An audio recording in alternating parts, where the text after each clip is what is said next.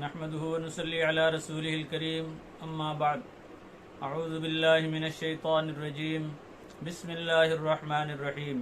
يا ايها الناس اعبدوا ربكم الذي خلقكم والذين من قبلكم لعلكم تتقون الذي جعل لكم الأرض فراشا والسماء بناء وأنزل من السماء ماء فأخرج به من الثمرات رزقا لكم فلا تجعلوا لله أندادا وأنتم تعلمون وإن كنتم في ريب مما نزلنا على عبدنا فأتوا بسورة من مثله وادعوا شهداءكم من دون الله إن كنتم صادقين فإن لم تفعلوا ولن تفعلوا فاتقوا النار التي وقودها الناس والحجارة أعدت للكافرين صدق اللہ العظیم۔ ان آیات کا ترجمہ سنیں۔ اے لوگو، اس اللہ کی عبادت اور بندگی کرو جس نے تمہیں اور تم سے پہلے لوگوں کو پیدا کیا تاکہ تم تقوی اختیار کر سکو، جس نے تمہارے لیے زمین کو فرش اور آسمان کو چھت بنایا، اور جس نے تمہارے لیے آسمان بلندی سے بارش برسا کر ہر طرح کے ثمرات پیدا کیے، تم جانتے بوجھتے اللہ کے ساتھ دوسروں کو شریک نہ کرو۔ اگر تمہیں اس میں شک ہے جو ہم نے اپنے بندے حضرت محمد صلی اللہ علیہ وسلم پر اتارا ہے، تو ایک اللہ کو چھوڑ کر اپنے تمام حمایتیوں اور مددگاروں کو بلا لاؤ اور اس جیسی ایک ہی صورت بنا لاؤ اگر تم سچے ہو۔ لیکن اگر تم نے ایسا نہ کیا اور تم ایسا کر بھی نہیں سکتے تو اس آگ سے اپنے آپ کو بچاؤ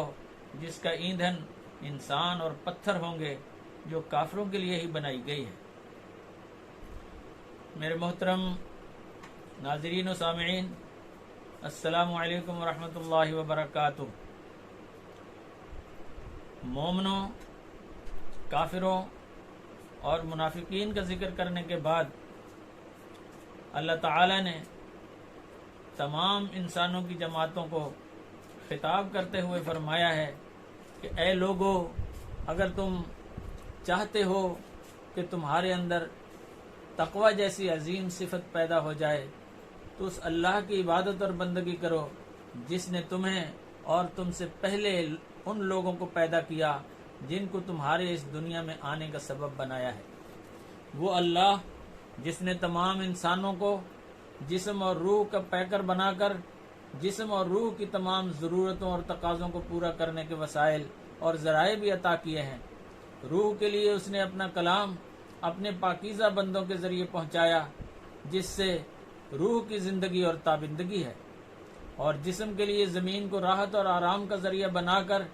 فرش کی طرح بچھا دیا، اور حفاظت کے لیے آسمان کو ان کے سروں پر چھت کی طرح تان دیا، اور بلندی سے بارشوں کو برسا کر ہر طرح کے پھل پھول اور سبزے کو پیدا کیا۔ اگر غور کیا جائے تو اللہ نے زمین کو نعمت کے طور پر اس طرح بنایا ہے کہ اس میں چلنا پھرنا، اٹھنا بیٹھنا، کھیتی باڑی کرنا، رہنے کے لیے مکانات، کارخانے اور بڑی سے بڑی بلڈنگیں بنانا کوئی مشکل کام نہیں ہے۔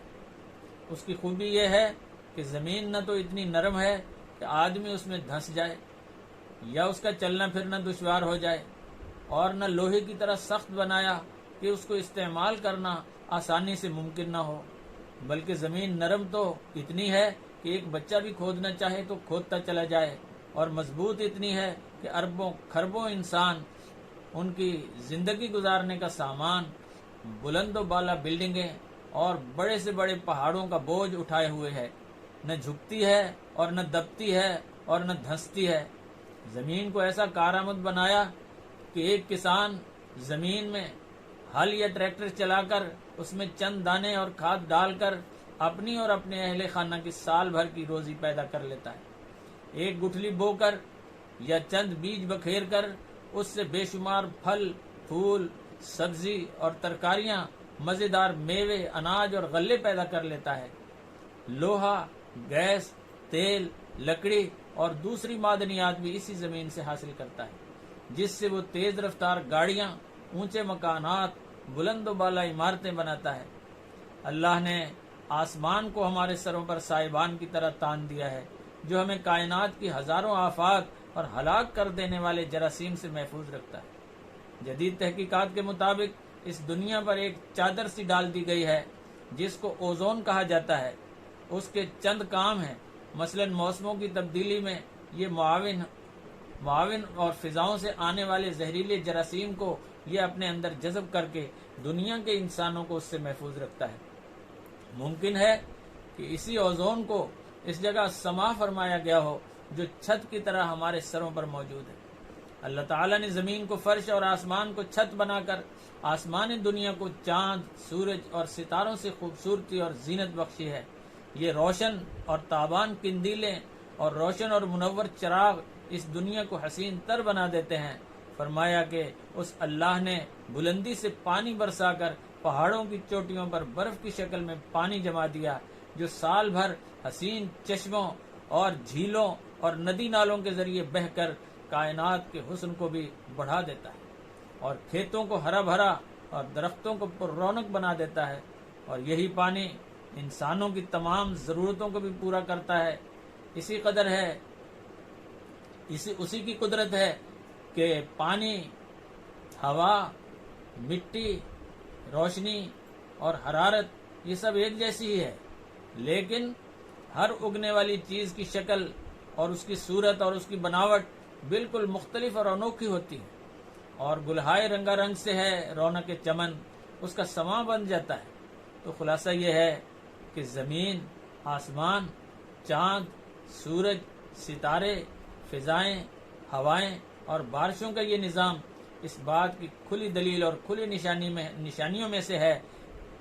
کہ یہ اتنا بڑا نظام کائنات خود بخود نہیں چل رہا ہے، بلکہ اس کا خالق اور مالک اللہ ہے جو اس کو چلا رہا ہے۔ وہی خالق ہے اور وہی رازق اور مالک ہے اور وہی پروردگار ہے، وہی تنہا عبادت اور بندگی کے لائق ہے۔ اس کے سوا اور کوئی رب کائنات نہیں ہے۔ اگر کوئی شخص ان حقیقتوں کے باوجود اللہ کے مقابلے میں کسی اور کو اپنا خالق، مالک اور رب قرار دیتا ہے، یا اس کے مقابلے میں کسی اور کو اپنا اللہ مانتا ہے، یا اس کی ذات اور صفات میں کسی کو شریک کرتا ہے، بے جان بتوں اور اپنی خواہشات کو معبود بنا لیتا ہے، تو انسان کی یہ سب سے بڑی جہالت اور نادانی کی بات ہے۔ تو اس سارے بیان کا حاصل اور خلاصہ یہ ہوا کہ اللہ نے اس ساری کائنات اور اس میں پائی جانے والی وہ چیزیں جن کے استعمال کی اللہ نے اجازت دی ہے، انسانوں کے جسم اور جان کے لیے پیدا کی ہیں، لیکن روح کی پیاس بجھانے کے لیے اس نے اپنے محبوب بندے حضرت محمد الرسول اللہ صلی اللہ علیہ وسلم کو بھیجا ہے، اور ان کے اوپر اس قرآن کریم کو اتارا ہے جو ہر طرح کے شک و شبے سے پاک ہے۔ فرمایا جا رہا ہے کہ اس کلام میں کوئی شک کی گنجائش نہیں ہے، لیکن اگر کسی کو یہ گمان ہو کہ نعوذ باللہ اس قرآن کو حضور اکرم صلی اللہ علیہ وسلم نے خود گھڑ لیا ہے، تو اس قرآن جیسی ایک ہی صورت بنا کر تم بھی لے آؤ۔ فرمایا کہ یہ بات کسی کے بس کی بات نہیں ہے، لہٰذا اپنا وقت ضائع کر کے آخرت کو برباد کرنا اور جہنم کی آگ کا مستحق بن جانا کوئی اچھی بات نہیں ہے۔ اس بات کو سمجھنے کے لیے چند باتیں آپ کی خدمت میں عرض کرتا ہوں کہ جب نبی کریم صلی اللہ علیہ وسلم نے اعلان نبوت فرمایا، اس وقت اگرچہ عرب میں رہنے والے دنیا کی اکثر قوموں سے بہت پیچھے تھے۔ عرب قوم باقی دنیا سے کچھ کافی پیچھے تھی، اخلاقی اعتبار سے بالکل کھوکھلے تھے، معاشرت اور معیشت میں سب سے پست تھے، صحیح دین اور مذہب کے تصورات سے کورے تھے، جہالت، ظلم اور بربریت اور درندگی کے پیکر تھے، جنگ و جدل، خون خرابہ، لوٹ کھسوٹ ان کی زندگی کا ایک حصہ بن چکا تھا، مگر اس سب کے باوجود انہیں اس بات پر بڑا ناز تھا کہ وہ عرب ہیں، زبان والے ہیں، اور ساری دنیا ان کے مقابلے میں عجمی یعنی گنگی ہے اور بے زبان ہے۔ اللہ تعالیٰ نے یہاں دنیا کو گنگا اور بے زبان کہنے والوں سے فرمایا کہ ہمارے حبیب پاک حضرت محمد الرسول اللہ صلی اللہ علیہ وسلم، جن کا بچپن، جوانی اور زندگی کا ہر لمحہ تمہارے اندر ہی گزرا ہے، تمہارے سامنے گزرا ہے. تم اچھی طرح جانتے ہو کہ وہ نہ لکھنا جانتے ہیں اور نہ پڑھنا جانتے ہیں، وہ دنیا میں کہیں گھومے پھرے بھی نہیں. اگر تم یہ کہتے ہو کہ اس قرآن کو انہوں نے گھڑ لیا ہے، خود سے بنا لیا ہے، نعوذ باللہ، تو اس قرآن جیسی ایک ہی صورت بنا کر تم بھی لے آؤ، کیونکہ تمہیں تو اپنی زباندانی اور شعر و شاعری پر بڑا ناز ہے. تو ہمیں اس سلسلے میں قرآن کریم سے تفصیل بھی ملتی ہے کہ اللہ تعالیٰ نے پہلے تو ان کفار سے فرمایا کہ اس جیسا قرآن ہی بنا کر لے آؤ، اور پھر فرمایا کہ اس جیسی 10 صورتیں ہی بنا کر لے آؤ، اور آخر میں فرمایا کہ اچھا ایک ہی صورت بنا کر لے آؤ، اور ساتھ ہی یہ بھی فرما دیا کہ اس کام کے لیے دنیا بھر سے اپنے حمایتیوں اور مددگاروں کو بلا لاؤ. مگر اس چیلنج کا جواب نہ اس وقت دیا گیا اور نہ آج تک دیا گیا، اور جن لوگوں نے کوشش کی تو ان کو منہ کی کھانی پڑی. فرمایا قرآن کریم کی مختلف صورتوں میں، سورہ بنی اسرائیل میں فرمایا گیا کہ اے نبی، آپ کہہ دیجئے کہ جنات اور انسان سب مل کر ایک دوسرے کے مددگار بن کر اگر اس قرآن جیسا لانا چاہیں تو وہ ایسا نہیں کر سکیں گے. اور سورہ ہود میں فرمایا، کیا یہ کافر کہتے ہیں کہ آپ نے اس قرآن کو گھڑ لیا ہے؟ تو اے نبی، آپ فرما دیجئے کہ تم بھی اس جیسی 10 صورتیں ہی بنا کر لے آؤ، اور اللہ کو چھوڑ کر جس کو بھی اپنی مدد کے لیے بلانا چاہتے ہو اس کو بلا لاؤ اگر تم سچے ہو. اسی طرح سورہ یونس میں فرمایا کہ اے نبی، آپ کہہ دیجئے کہ تم اس جیسی ایک صورت ہی بنا کر لے آؤ اگر تم سچے ہو. تو یہ تینوں صورتیں مکہ مکرمہ میں نازل ہوئی، جہاں زیادہ تر کفار اور مشرکین سے ہی خطاب تھا. لیکن جب نبی پاک صلی اللہ علیہ وسلم نے مدینہ منورہ کی طرف ہجرت فرمائی تو وہاں سورہ بقرہ میں یہود و نصارہ اسی آیت میں چیلنج کرتے ہوئے یہود و نصارہ کو اسی آیت میں چیلنج کرتے ہوئے فرمایا ہے کہ اگر تمہیں اس میں شک ہے جو ہم نے اپنے بندے حضرت محمد صلی اللہ علیہ وسلم پر نازل کیا ہے تو اس جیسی ایک ہی صورت بنا کر لے آؤ، اور اللہ کو چھوڑ کر اپنے تمام حمایتیوں کو بلا لاؤ اگر تم سچے ہو. لیکن اگر تم نے ایسا نہ کیا اور سن لو کہ تم ایسا کر بھی نہیں سکتے تو اس آگ سے بچو جس میں انسان اور پتھر اس کا ایندھن بن جائیں گے. وہ جہنم ایسے منکرین ہی کے لیے بنائی گئی ہے.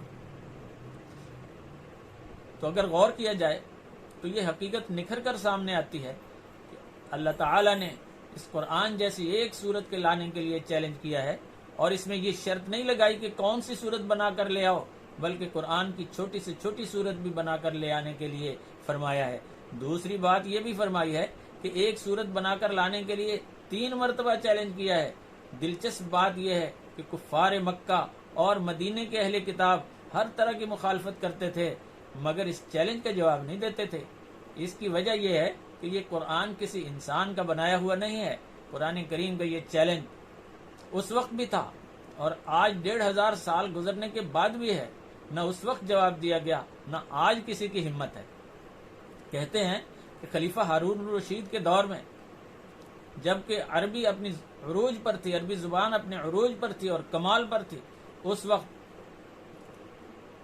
کسی نے اس چیلنج کا جواب دینے کی کوشش کی مگر وہ اس کوشش میں ناکام رہا.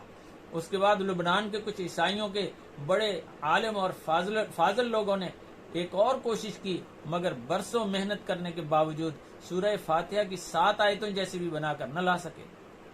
اللہ تعالی نے فرمایا ہے کہ ہم نے انسانوں کی روح کی زندگی کے لیے جس قرآن کو نازل کیا ہے وہ اس طرح شک و شبہ سے بالاتر ہے کہ ساری دنیا مل کر بھی اس جیسا قرآن اور اس جیسا کلام بنا کر لانے سے قاصر ہے. قرآن کریم آج بھی ساری دنیا کے انسانوں کو یہ دعوت دے رہا ہے کہ اے لوگو، آؤ، نجات کا راستہ اور روح کی تسکین اور قرآن کے دامن میں ہی مل سکے گی. اس راستے کو چھوڑ کر جو راستہ بھی اختیار کیا جائے گا وہ انسانوں کی موت کے بھیانک غار کی طرف تو لے جائے گا، لیکن زندگی کے ہر سکون سے اس کا دامن خالی رہے گا اور خالی ہی ہو جائے گا. تو اللہ تعالیٰ مجھے اور آپ کو سمجھنے کی اور اس پر عمل کرنے کی توفیق عطا فرمائے. ہمیں سچے مومن اور مسلمان بننے کی توفیق عطا فرمائے. قرآن کریم کے اوپر ہمیں یقین کرنے کی توفیق عطا فرمائے. وآخر دعوانا ان الحمد للہ رب العالمین.